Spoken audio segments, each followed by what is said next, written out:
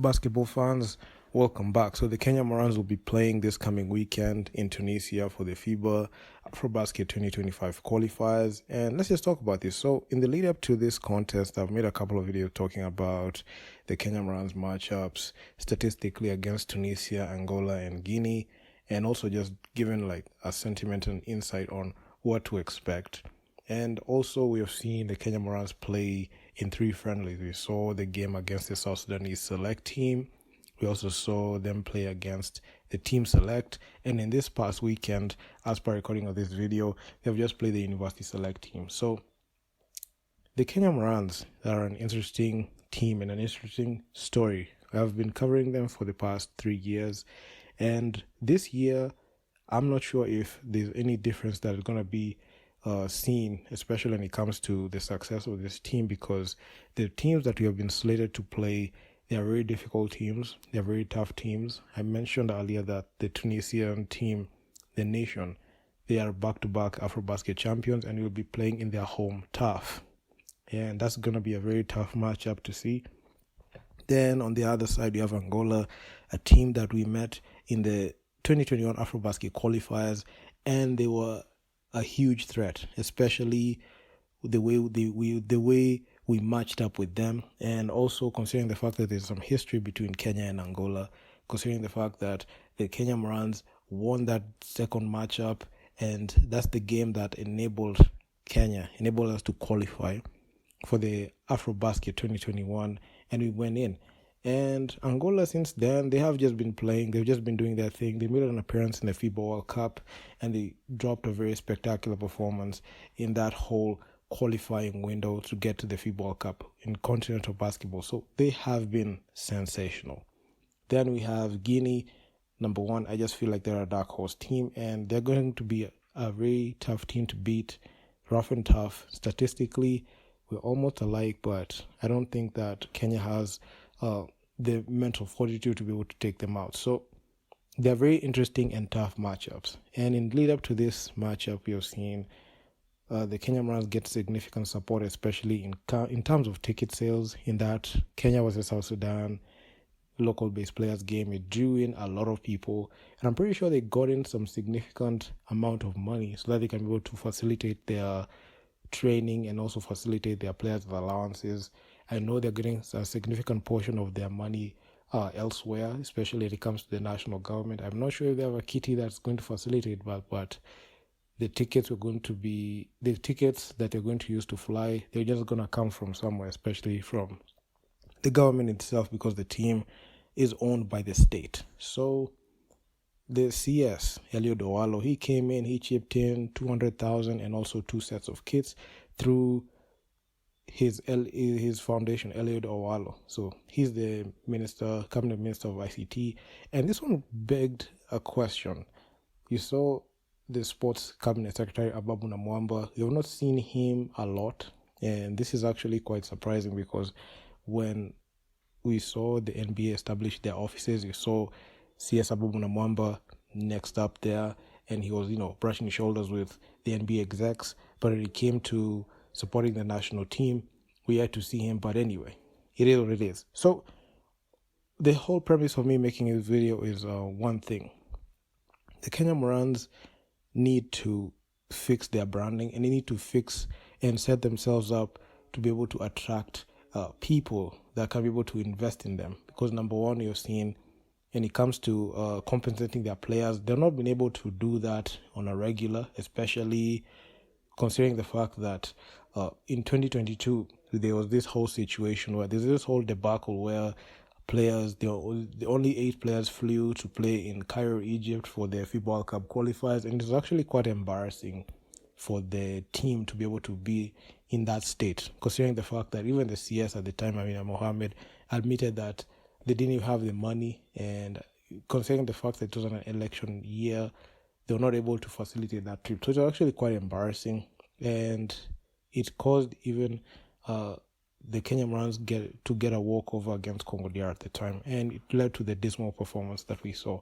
But since then, we have seen a shift in investment towards the Kenyan Morans playing well. So in the Afro Chan, we never had such issues.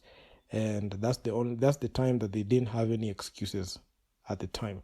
So we have seen them get significant support after that, considering the fact that in every single time we've seen them play this year, especially when the draw was announced last December, this January, and in lead up to this Afrobasket qualifiers, they've received significant support. But honestly, I'm just waiting to see what excuses they're going to have in the end, because I know for a fact that they're going to drop some excuses. Right now, they can't cite preparation because they have had a lot of, they've had like 2 training sessions as the coach, the player, Coach Cliff has had like a press run. The Kenyan Morans have had like, some airtime, and especially when they get covered by mainstream media, they've been getting some airtime there. They've been stating their issues. They've been talking about like what they've been doing in training camp, and also still there have been people who have come in and chipped in. There's this guy from Tanzania after the team select game donated $2,000. So the Kenyan Morans right now financially, I can say they are a bit set, and they have the ability to go ahead and play the games. So the main thing that I'm looking at is what type of excuses will they drop, especially when they have a lackluster performance. Because one thing is for sure, we've seen this script time and time again. We have seen what they did in the 2022 FIBA World Cup qualifiers under Coach Cliff. They had 3 games at the same time in February, and they went ahead and went to bed, because that time when you had the local based players play here, then you had the international players flying into the venue where they're going to play. They were not able to fix up the chemistry in like hours like that. They were trying to work the chemistry through and in the game. So even I saw a report from the Star saying that the coach is hopeful that they're going to bring in Kenyan internationals who play outside to go in and play with the Kenya Morans team in that window. And I felt like this was a very huge mistake, because you can't fix chemistry like that. So that is one of those things that are just going to set them up for failure. And the only thing that we're waiting for is we're just waiting for tip-off, because number one, in the court, everything will reveal itself in the court. All the things that they've been doing in training camp will reveal themselves in the court.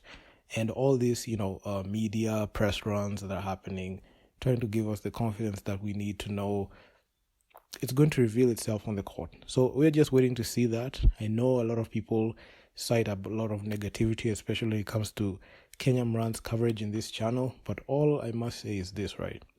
It's always about being objective in everything that we do. Anything that I do here, and any person that reports on the Kenyan Morans, when they're objective and look at things in an objective manner and not biased, you're able to see both sides. You see the positives and the negatives. The positives is they're getting the support they need, especially financially. But the negatives, you're seeing the play on the court and the team selections, because you're seeing even the Secretary General even came out in a space saying that they don't even know the players that are going to play. We've only seen the provisional list. We had to see the final list, and I know a lot of players are going to be snubbed in there. The players even didn't pick up the call when they were mentioned in the provisional list, but it is what it is. I know the powers that be are going to do whatever it is they're going to do, regardless of any counsel from me. I'm just random, but anyway, it is what it is. So the thing is, the Kenyan Morans need to find a way to establish their brand. They need to find a way to be able to monetize their name, because after the games end, what happens to the Kenyan Morans? Because you've seen this team just get inactive, especially after the tournament, especially after the players just fly back after the tournament. It's like the national team dies and they don't even pick up from where they left off, because after this window, they're going to have another 11 months to prepare for the second window. So they're going to have damn near a whole year to prepare. So what will they do differently if they go 0-3 at this time? Because that's a likelihood of that. There's a likelihood of that happening. So given the way they've been preparing, I don't think that they're most convincing. I feel like they're doing it all for the camera, especially in the CS. Eliud Owalo was there. I've seen him also donate kits for the KU Pirates team, which is actually quite good. But all this, camera work and all this, optics are trying to give an impression that the Kenyan Morans are ready, but they're just going to be stomped out of Tunisia because right now, as we speak, there are teams that are gearing up towards winning all their games. Tunisia being one of them, Angola being one of them, and also Guinea.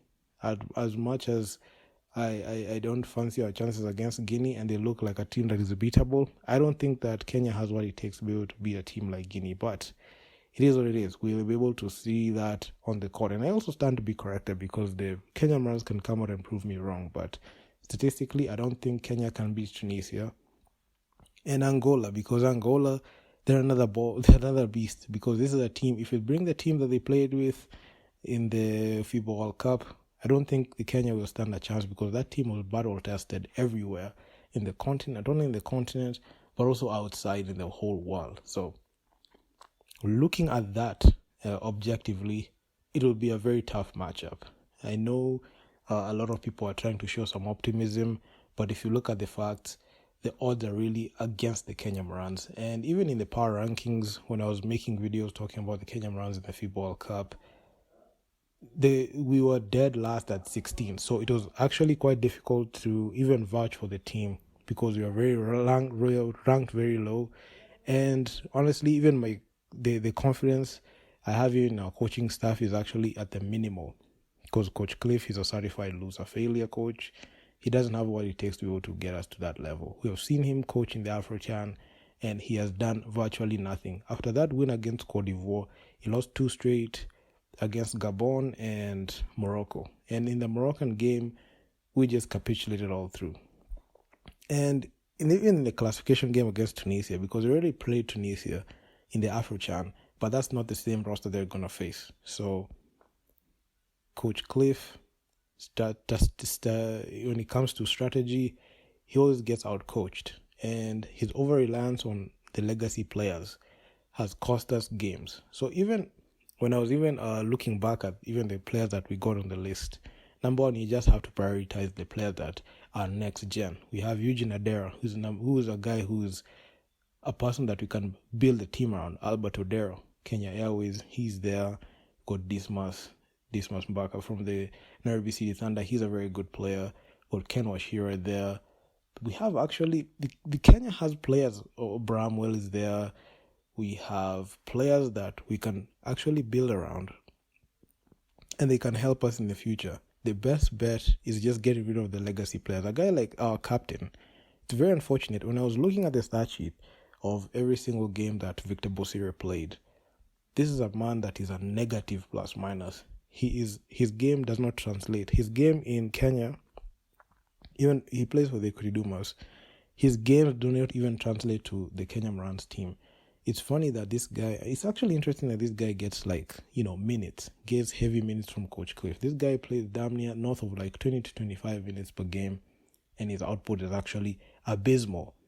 It's actually unacceptable to see a player play north of those minutes and, go out 0 points, 2 points, go out there like that. And statistically, he's a player that you can't rely on. Also, Griffin, very good players here, but when it comes down to it, especially when it comes to continental ball, when you have to represent the country, these are players that you cannot rely on. And even I saw this situation where you have our young guys, our young players in the squad, guys that have not played a lot of Kenya Morans basketball. They are not getting the opportunities or even getting the shots that they need to be able to get going. And the majority of the time, Coach Cliff, he's going to just go back to factory default and just play the legacy players. So will he find a balance in who is going to be able to hoop and who is going to be able to get the minutes based on their productivity?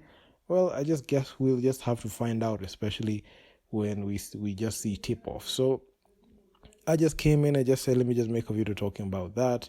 And also, just in closing, if the Kenya Morans go 0 for 3, I'm waiting to see what type of excuses will they bring to the media. Because majority of the time, when the Kenya Morans lose, even they just fly into the country quietly. They don't even say anything. It's like it never happened. That's the same thing they did in the FIBA World Cup qualifiers in 2022. When they lost the games, they came in quietly thinking that Kenyans did not, pay attention. But of course, yours truly here will make a video. He'll make 3 videos talking about every single game individually and also break down the stats as they come. So Director Basketball Radio is going to be live there. And also, I'll also try to see if I can either do a watch party and also like post game and try to get like people in a panel so we can discuss the game. So yeah, I mean, what excuses will I have after this? Because they have been financially supported.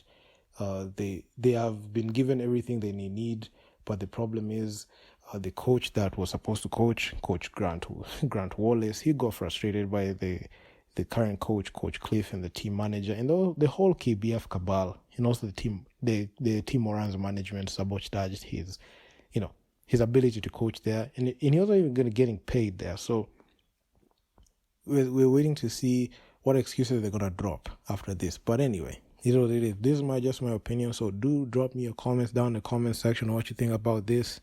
And yeah, man, I'm out. Peace.